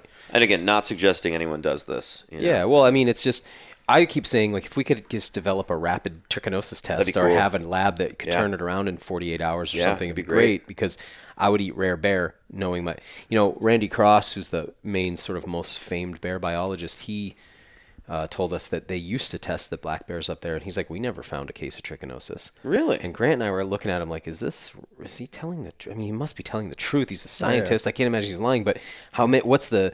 how many animals have they tested? Like what's the sample is that based size? on his sample size? Or, and so I'm really curious about that because he said, oh yeah, he's eating lots of rare bear. And Grant and I, cutting bears all the time, the meat looks like you just want to pick it up and take tartar bites out of it, So I would love to find out because rare pork is very nice. It's just that you're always taught not to eat it because people did develop trichinosis a lot from it. So. Yeah. So anyway, I'm excited to work pork into the rotation and see what it does well. But we all became like flaccid little children when Tony started cutting pigs. We were like, I don't know how to even hold a knife, Tony. And it was something about you were treating them different than I'd treat a bear or a deer. Yeah. Because you were thinking about being a chef who's worked. I mean, how many pigs have you cut in your life? A lot. Yeah, you got a lot of experience with it. So you were showing us like how to take off the bacon and all these kind of things. It's like a class. It was cool. Yeah, it was fantastic. Yeah, I learned a lot. I'm sure there's other ways to do it. There's a million different things. Yeah. I've always said that depending on what you want to do with that pig, you might cut it a little differently than you did the one before. Sometimes when I was doing stuff for Holman and Finch way back in the day, we would get like 1 or 2 whole pigs a week. Break them all down, and obviously these are conventional, domestics. But depending on what I had to do that week, like if I was making hams that week, I would take that apart in a slightly different way to give me a little padding so I could trim it up later to make it look how I wanted. If I was trying to get like the most out of my loin, I wouldn't do that, right? I would go the other way with it. So, depends on what you want to do. Sometimes I see a pig and it's like, oh, that belly's incredible. I'm going to devote, that is my pancetta for next week because that's so perfect or whatever. And then there'll be times where it's like, oh, that's a little thin. There's a little hole there or whatever. And you just kind of move that on and then that might become your really pretty grind, right? But you've got a real interest in like preserved meats. I do. And even, did a book on it. Meat Salt Time? Yep. It was a book about, I had worked for Linton Hopkins, who's a very, very talented Atlanta chef, and he had hired me out of cooking school. It was a master's program that I went over and did for like a year in Italy, and he hired me back from that to come run the charcuterie program, and while I was doing that, I was having to learn on the fly a lot. You're talking about like artisanal stuff. That's not stuff that they teach you in cooking school, really.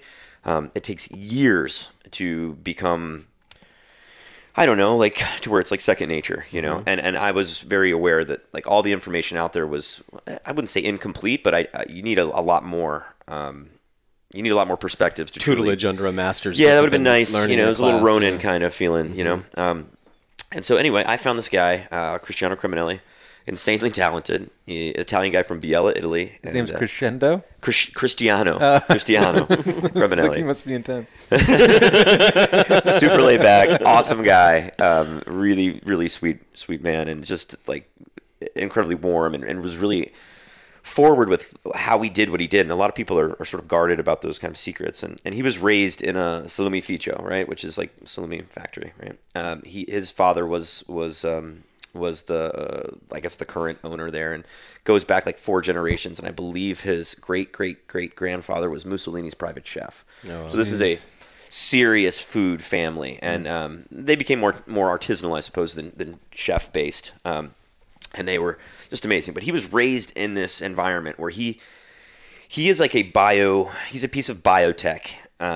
He can walk into his room with his curing cells and using his senses tell you what's going on in those salamis, right? Like they have to test every last one of them for FDA and all that kind of stuff, he'll tell you what the tests are going to say. And that's just from like biofeedback, right? I mean, that's just his senses telling him what's going on. And of course, any one of us, if we were to walk in there, we'd have no idea. But he can tell you specifically, like, oh, your humidity is a little too high. This is this, this is this, this is this. And so that kind of mastery of something like that really made me just like, wow, like I need to learn what this guy knows, And as I was learning it, I was like, I need to stop learning what this guy knows because it's too much. There's no way I can do this. Yeah. So when I was writing the book, I was trying to think, is this a how-to? Not really. I think it's more of like, it's a love letter to salumi, And it's really just sort of in reverence to how amazing this guy is at doing this stuff. So, is it going to tell you how to make perfectly fermented salumi at home? No. Salamis? No, absolutely not. You might be able to pick out how to do some whole muscle cut salumi. That's a different deal. But but for the fermented stuff, that's kind of next level. You got to have the right tools. But in Italy, they've been doing this stuff in caves, and they've had so much trial and error.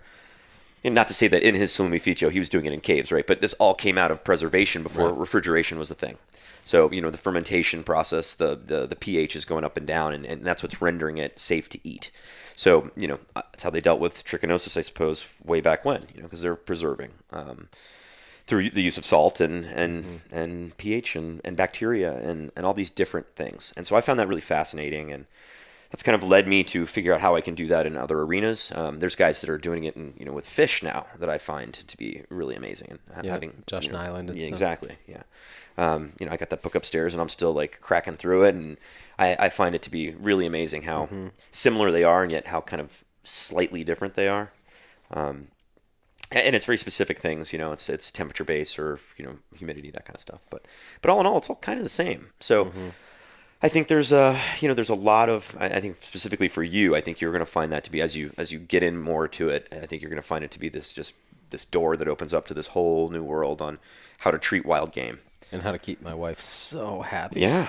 So happy. God, does she love a charcuterie board. Because you had us doing pancetta, lardo, bacon, which I'm really excited about. Because you always hear people say wild hogs can't make bacon from them. Yeah, I think that has a lot to do with the specific animal, not the breed. Right. It's not going to be perfect. It's not going to be a bacon hog, but that doesn't mean you can't cut it into cubes and render that stuff and make collard greens. So I'm making products that are going to be used to make other center of the plate items. Can you go into that more? Because you were saying that yesterday, and there were some specific cuts. It was very helpful when I was looking at these little pieces. You were like, don't put those in the grind pile. Do this with them, and then they will be the foundation of the meal without them being center plate. So let's talk about fat a little bit. With these hogs, not all their fat on their body is the same. There's certain fat that's like more durable, and there's other fat that's, and if you guys know what I'm talking about here, it's called a mangalista hog. It's like watery fat, and it like falls out of emulsion, it falls out of suspension.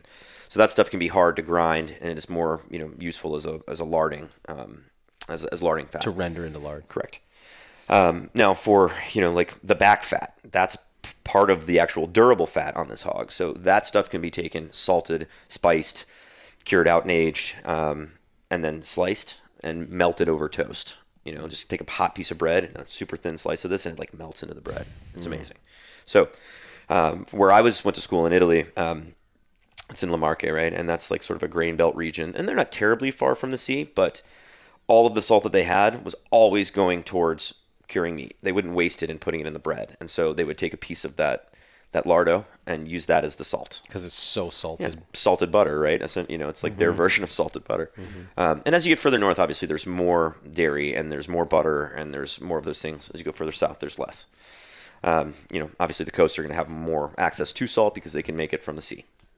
So anyway, what were we talking about? We were talking about lardo. Well, you were talking about taking ingredients that you could then build dishes off of without center plating them. So talking about fat, we were selecting those pieces of fat that were durable enough to use for lardo, right? Because we kept running every piece by. I'd be like, what do you think of this fat? You'd be like, lardo. What do you think of this fat? I'll set that over here in the lard pile. Yeah, and like the kidney fat and the stuff on the inside, which might be viable in some way as a grind fat in a domestic hog, just wouldn't really work for us. And we got a little bit of that, like when you saw that fat melt, it's like super low temperature melt.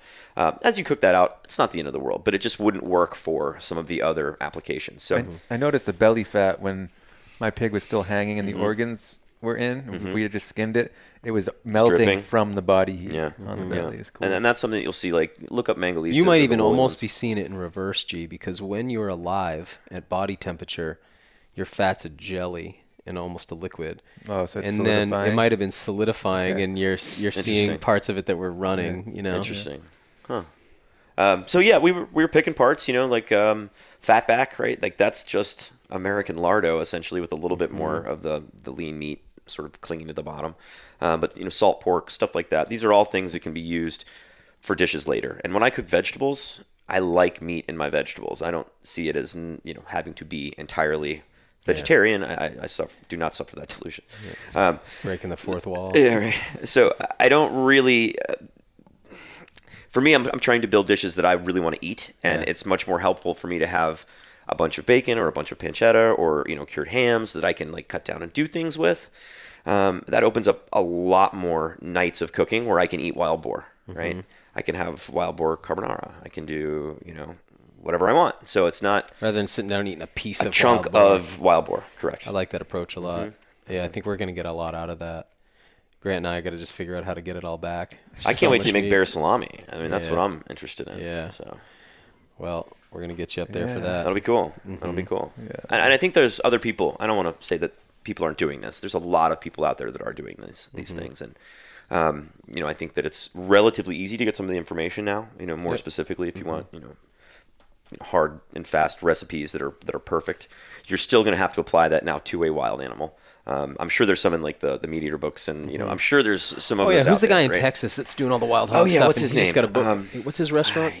His restaurant is a very difficult name to pronounce. Oh, perfect. What is that hog restaurant? Got your Google machine?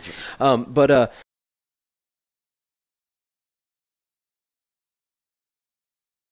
thing about cooking for me is when it comes to wanting to, like when I decided I wanted to become a hunter, right? It's nothing for me to learn from books. I'm good at it. With food, I don't learn from books. I need to go, for some reason, that's a thing. I'm like this with cars. If I'm going to learn something about my car, I need to be with a person who's good at it and can teach, and I can watch and learn from them. I'm not somebody who, I find no satisfaction in reading how-to car books. Yeah. But other how-to stuff I'm good with. Cooking, for some reason, I just glaze over cookbooks. I can't get, Megan's upstairs cooking through cookbooks, you said, right? Yep. Can't do it. Yep. For some reason. So even though there's all these people out there doing this stuff with wild hogs, I know some of these people. Being there with you, actually doing it, that's what I needed really badly. Okay. Yeah. Die Dewey, I think is the name of the restaurant. It's Jesse Griffiths. So the hog book just came out. Oh, cool. And so he's really been looking at what can we get from these hogs? How do we maximize this?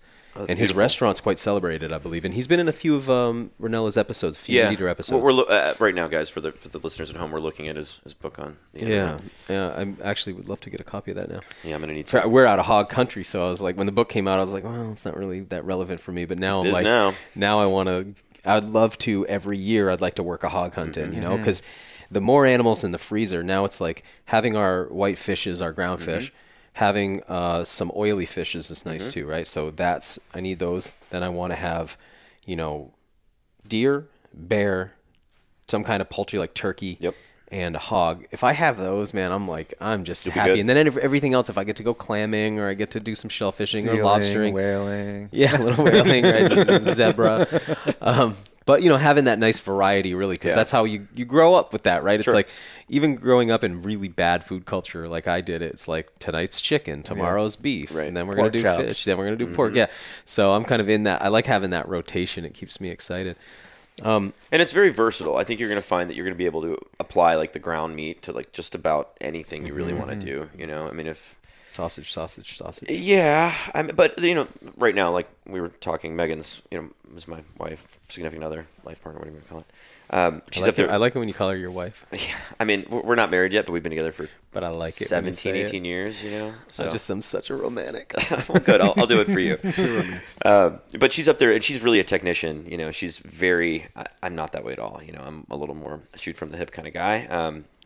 And she cooks from these hurricane. Yeah, a little bit. Yeah. And so that's it's funny for me when I read a cookbook. Right, I'm looking at what techniques are they using, because I already kind of know those techniques for the most part. So I'm not trying to learn them on the fly. So I'm looking at, okay, what are your flavor profiles? Is there anything different that you're doing? Any new techniques that I need to learn real quick or try and pick out? Or is one that is there one in there that I'm not wild about, and can I modify that slightly?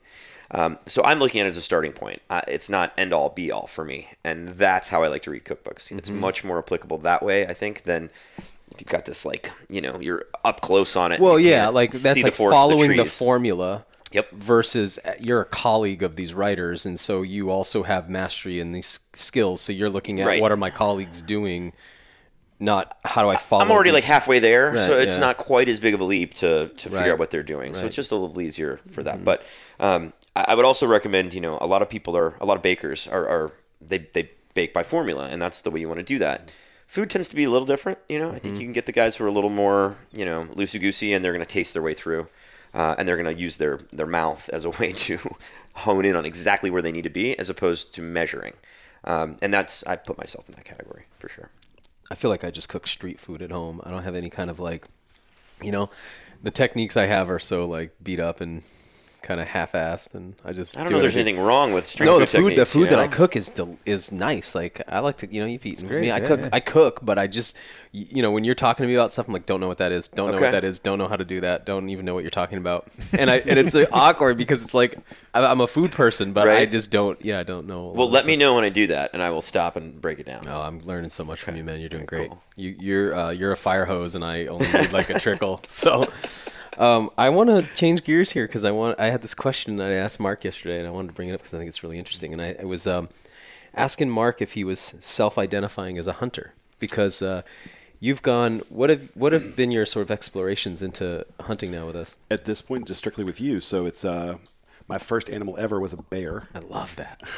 Love that. And then The fattest bear I've ever seen. yeah, she was very large. And then hogs and Sea ducks. sea ducks, Striped bass. striped bass, some other ground, and then ground fishing. Oh yeah. We went offshore together. Yeah. Blue water Mark. Yes, offshore, not deep sea. And you Mark. came out because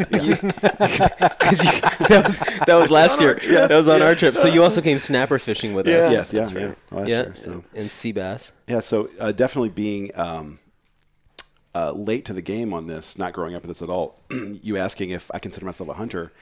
I don't, even though I've hunted. And I was kind of thinking about that after you asked it. And I think it's mostly because at this point, it's not been self-directed. It's been essentially like, I'm like a kid coming along with the parent, like with the dads. Come on, son, they're coming along, even though I'm older than all of you. And you're just like, okay, put the gun there and pull that trigger. Don't shoot us. Stuff like that. Even though my gun handling is better than that, but the knowledge is not there. So I would say hunting apprentice, but I would Okay. I would not call myself a hunter, even though Because you've been successful so much. yeah, too. I have been successful, but it's at this point not because of my own knowledge or motivation. Sometimes, let's be honest. Because you always go back to Kentucky, and I think if you're gonna learn to hunt somewhere, like not a bad Kentucky's spot, not a right? bad place to Yeah. be. No, it's certainly not. But a lot of that is being adult onset and not having anybody in my life who's also into this, and not having at this point knowing people like, hey, come out and hunt my farm. Even though I've started to get a little of that, as people know that I've done a little hunting at this point. It's it's a little intimidating doing this by yourself. You're like, no, I won't come hunt your farm. I'm just like, You did put seizing this up. like you kind of made this trip happen, though, Mark. well, because I do love did, I yeah. do love social interactions. pushed us into it. Just I was gentle. vacillating. Just gentle. But yeah, so and I love experiences like this just because I don't know if I would have them without folks like you making it happen for me, helping, giving me the opportunity, the spaces, or the knowledge and things like that. So yeah, I'm not a hunter yet. But you become one of my hunting buddies. Yeah. So to me you are, but I'm going to keep an eye on that because there'll be a point where I'll be like, Mark, you're going to have to drop the apprentice. I just as long as you don't carry that forever. Yeah, no, I don't intend to carry it forever. But also, how about viewing it right now? I'm one of your buddies that you hunt with. I'm not a hunting buddy. Maybe at some point I'll be a hunting buddy. See, that's funny that you mentioned. I didn't have that. I didn't have the perspective to know all of that, and so I just assumed automatically. Oh yeah, he's a hunter. Yeah. I had no Interesting, right? way of And I kind of still feel that way about myself, honestly. Same. Like I feel like everybody sort of does, and maybe once you get to be like the grizzled old guy, that goes away. But I feel like now it's When still you stop learning. shooting things and you Right. you just always bring everybody else right, along. and you let them walk. Yeah, Yeah.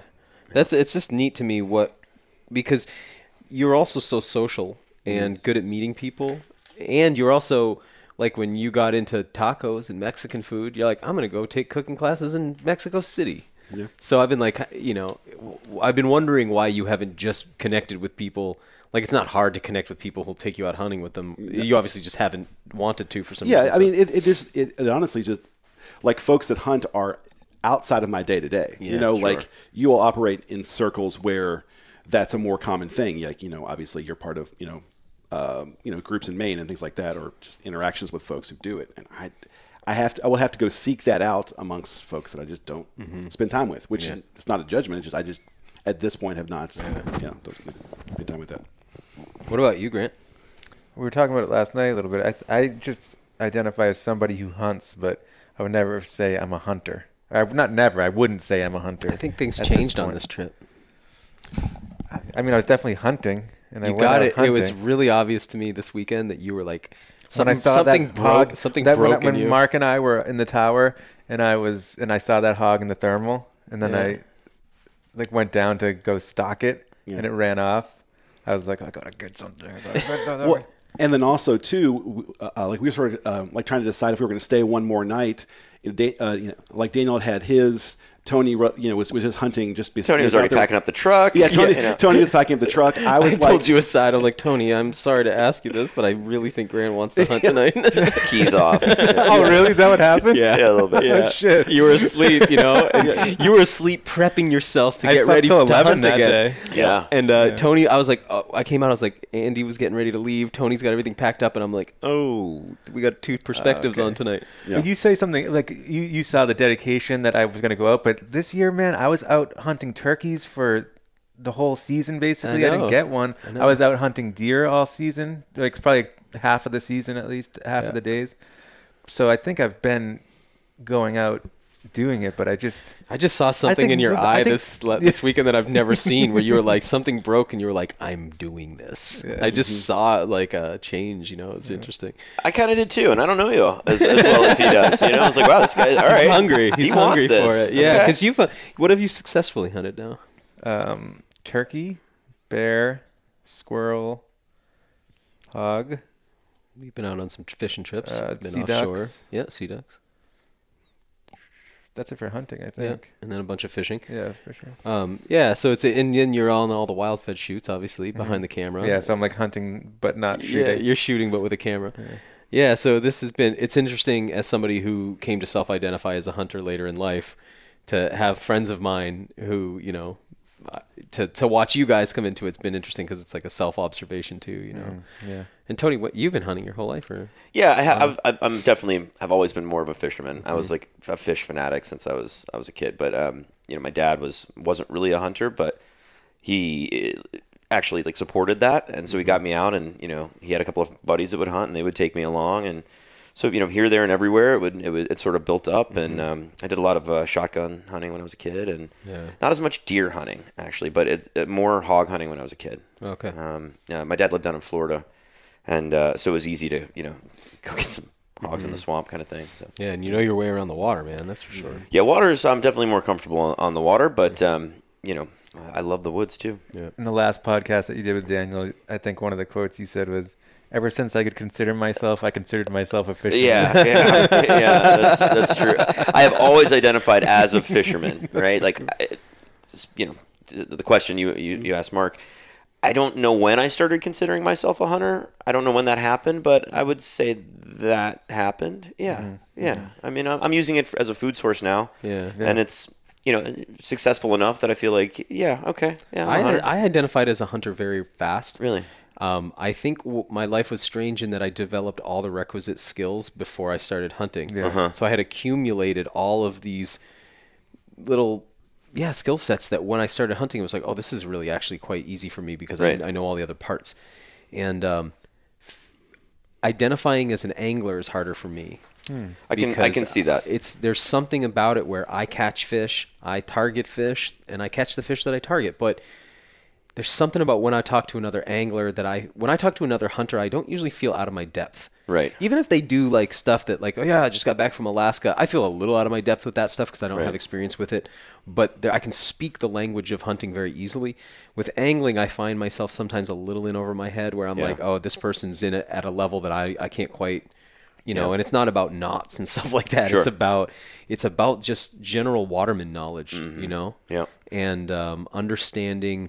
I think it's the thing of being able to, we were talking to some trackers about it recently, and they were talking about taking tracking skills to the water and tracking the unseen subterranean landscape in because tracking is essentially being able to read where animals have been and predict where they'll be, right? So it's that same thing.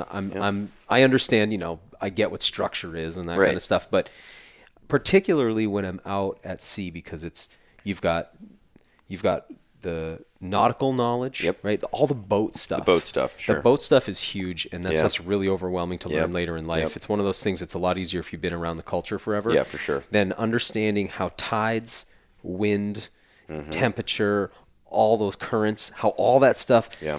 So I'll talk to people sometimes, and I'm like, oh, they're seeing stuff that I'm just way too amateur to understand. Yeah, and it's specific to the location as well, right? Like, tides are different everywhere.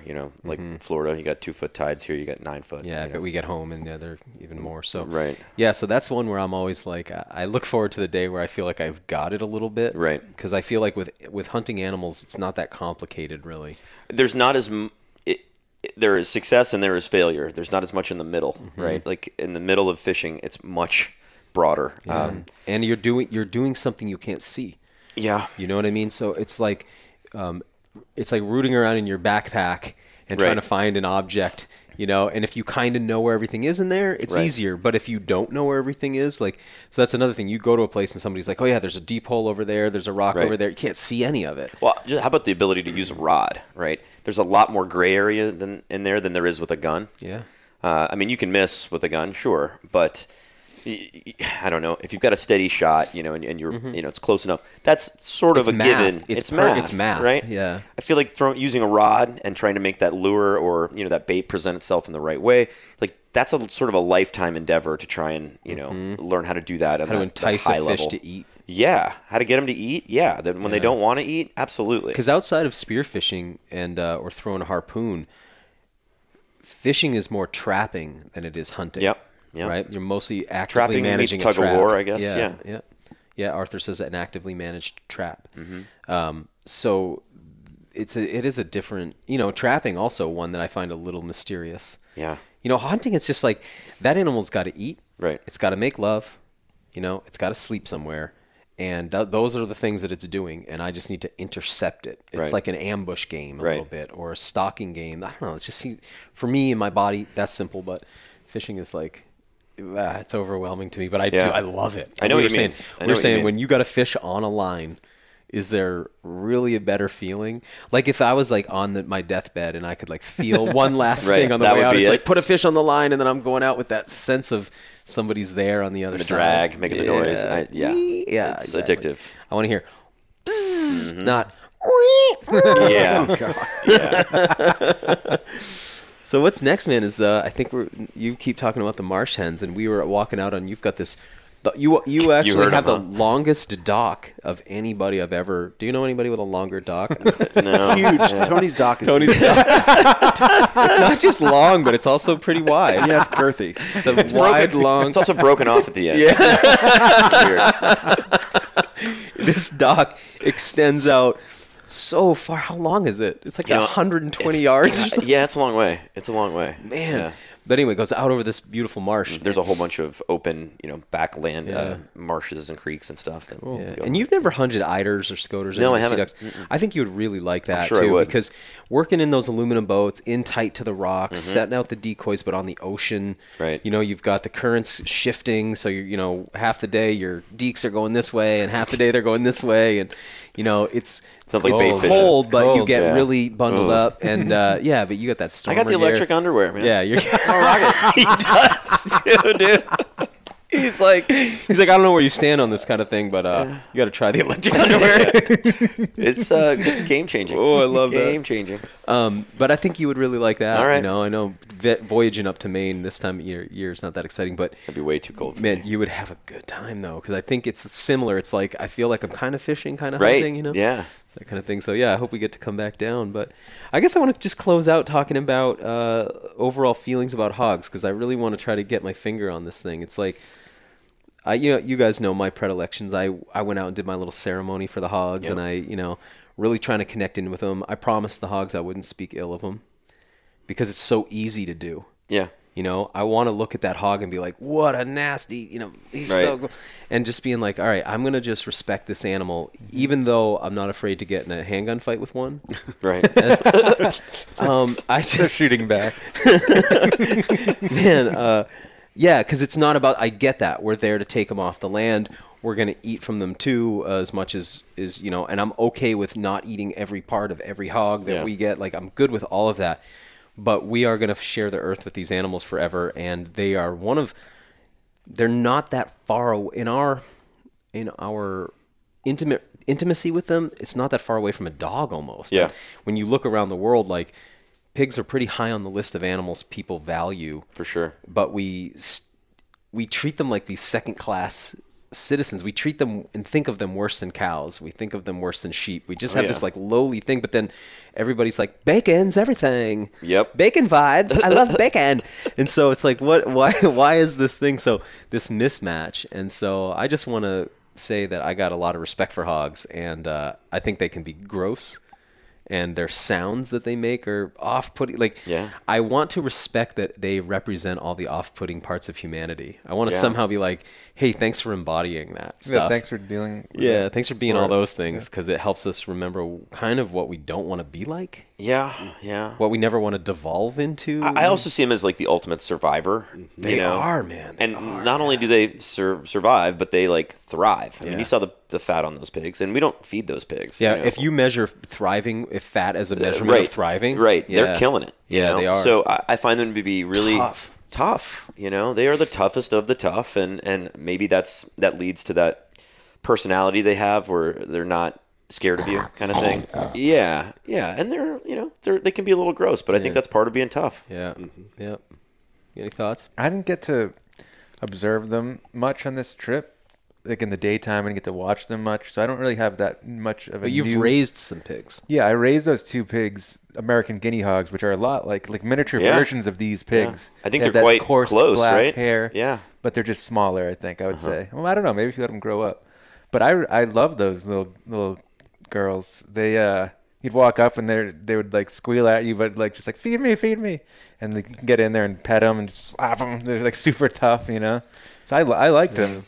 So that's kind of where I still have that vision of them after this trip. I didn't get that much newer of a vision for. Do you remember when we killed? I know you remember when we killed your pigs, and we shot one through the head with a .22. And I remember that same, and then you hung it up, and it was bleeding down on to the ground, right? And we thought, well, it was still on the ground bleeding. Oh, is that what's happening? And then we were like, oh man, the sister's coming. This is gonna be sad. There's a brother and sister pig, and we felt so bad. It's like, I know they're intelligent and. Oh man, we just killed it in front of, and then it walks over like as if they're gonna share this intimate goodbye. Starts drinking the blood, and we were like, "Oh, okay, I guess I don't feel bad really now," you know. So that says something else. Yeah, I mean, they're operating on a very different wavelength, you know, than we are. But you know, and also I want to say because you brought up the hair. You know, there's animals like a bear where it's not really a fur-bearing animal, but if you made me like a pair of bearskin pants, I'd be pretty stoked. Deer hide, beautiful, hair on. You know, it's not great, but the hide's it's beautiful, you know. And sometimes you'll see deer hides with hair on. A pig hide with hair on is pretty unpleasant looking.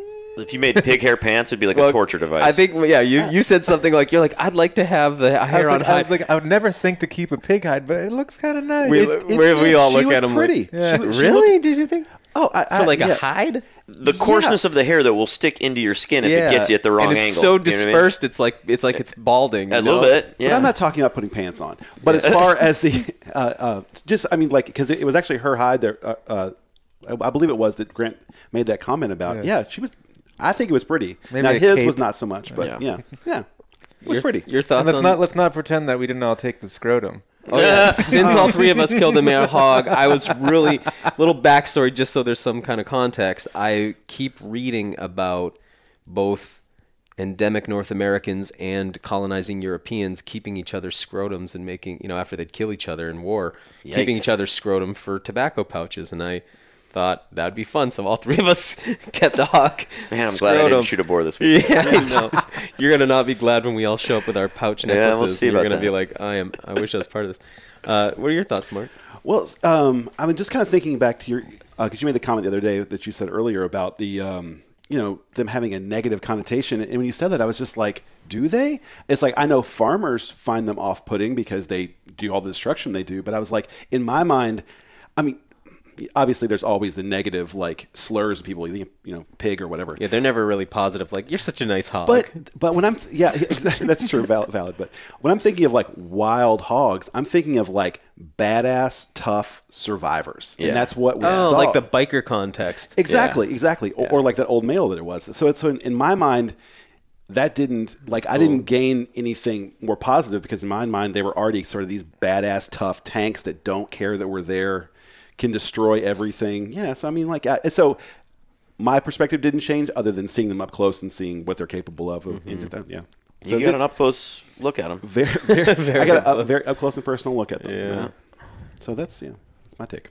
Cool. Well, we're all going home with some pork. Grant and I are going to see how much we can fly home with. Yeah. And I'll just happen to take the rest home. Yes, you will. You're going to be very lucky. Tony, thank you for hosting us on another awesome my pleasure. trip, man. Awesome. My pleasure. You Thanks, man. deserve some rest after this. We've worked you pretty hard. I will take you up on that. Thanks for listening to the WildFed podcast. You can help us grow this show by subscribing and leaving us a rating and review. It ensures better rankings and more advertiser interest, which translates directly into better shows, more awesome guests, and a constant stream of fresh, new content. Have a question you'd like answered on the show, or a hunting, fishing, or foraging trip you'd like to host us on? Email us at info@wild-fed.com. And be sure to visit our website, wild-fed.com, to check out the WildFed video show and store. WildFed. Food is all around you.